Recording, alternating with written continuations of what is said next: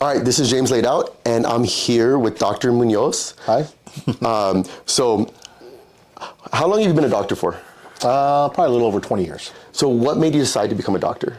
You know, it's just taking care of the Hispanic community. When I was growing up, not a lot of Hispanic doctors, so one of the biggest things was to come back to El Paso and be more part of the Hispanic community, take care of the health care of, the average abuelo, abuelita, tío, tía. Okay. What problems do you see these people have? Really, it's about diet, exercise, irregular hormones, insulin resistance, not really taking care of their diet in a sense that there's a lot of processed foods and ultra-processed foods that they eat. What would you say is more dangerous to the El Paso population? High cholesterol or high insulin levels? I would say at the younger population, higher insulin levels. At the older population, over 65, I would say high cholesterol because of risk of heart disease. And do you see that correlation with heart disease and insulin as well? Yes, and that's been well known. So what advice would you give if someone was just going to go and try to get their diet on point? What would be better for them to manipulate their carbs first or their cholesterol? That's a good question. I think manipulating carbs would be a little bit better on the one end because it's more immediate effect versus cholesterol. It takes a little bit of time for the cholesterol numbers to come down. You may have to use alternative therapies, either like red yeast rice, fish oil, or cholesterol medications versus carbs. Diet, exercise are the things you immediately can do. Yeah. And I think that's what people do is they just need to start. And a lot of people, it's hard to start. And I think sometimes we overwhelm people like you got to do all these things and they can't reach their goals. So what kind of treatments do you offer to your patients? Here at Biometrics and/or MDVIP, we have two different forms of therapy. One is hormone therapy, testosterone, estrogen. We also offer different IVs, NAD, vitamin C, immune therapy, boosters, B12. And on the MDVIP side, we offer all the family practice primary care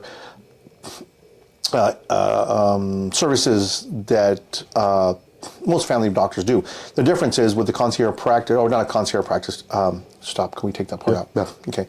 Problem with MDVIP, it's a membership program that a patient gets a comprehensive physical and lab work that is geared towards preventing heart disease. Okay, and how long does an evaluation take with one patient? About an hour. So, and how long would is a normal time that a doctor gets that's not concierge? Unfortunately, the previous practice that I had, we would spend maybe 5 to 7 minutes per patient because the patient load, and we were trying to be conscious of patients not waiting in the exam room too long. Here with MDVIP, each patient visit is anywhere from 45 minutes to an hour. Okay, and I think you can actually see the results and you can get a lot more detail. And I've noticed they can ask a lot of in-depth questions and you're not rushed.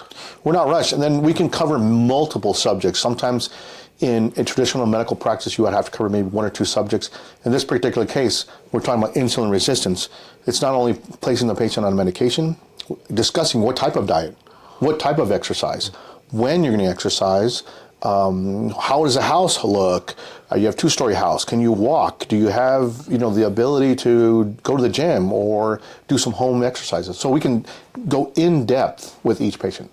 Yeah, and I think that's what people lack because what most patients see their doctor once a year. Once a year. And then the availability of you with this concierge service? Anytime, 24/7. Patients have my cell phone number. They can call me at their convenience. One of the good things about MDVIP, if they're out of town, they can call me. If also with MDVIP, if a patient is ill and we cannot take care of them if they're outside the city, they can see a physician through the MDVIP program. Okay. So, and I think that's one of the things is a lot of people wait and they're like, all right, I'll wait till I come back home or I'll wait till, right. And then the one small little problem that could probably been fixed with like high blood pressure medication turns into a stroke. It could, exactly. I think people think sometimes, a lot of times I see people come in the hospital and it's just like, oh, they look okay. And then they're in the ICU 24 hours later. That's absolutely And right. it's like, oh, they've had this problem for 2 months. And they're like, oh, I couldn't get I think now with the doctor shortage, it's really hard to get an appointment with doctors.